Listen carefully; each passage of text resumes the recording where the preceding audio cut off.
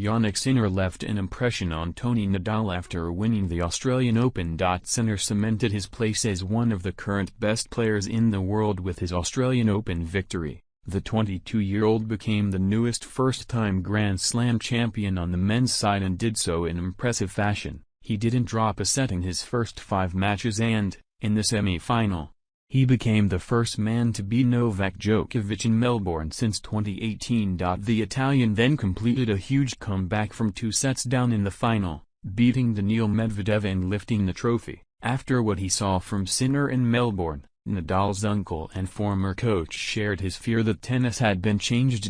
Once the match was over, I commented something else to my children and to my daughter, who had called us to comment on the Italian's victory that had made such a great impression on her in the recent Davis Cup in Malaga.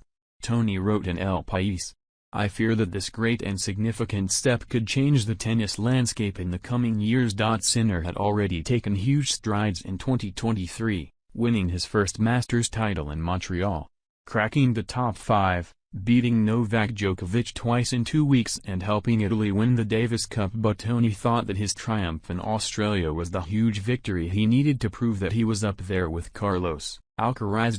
Together, Sinner and Alcaraz are the only men born in the 2000s to win a Grand Slam title, and Nadal's uncle now believes that the 2 young stars will go on to dominate. He continued, although Sinner had long been considered Carlos Alcaraz's most likely rival, he lacked a victory of this magnitude to confirm it. On Sunday, certain doubts that somewhat overshadowed his poise when playing high-tension matches were dispelled. There is little doubt that he has been the player with the greatest improvement in this last year. He has been able to defeat virtually everyone in the top 10, including Carlos Alcaraz and Novak Djokovic.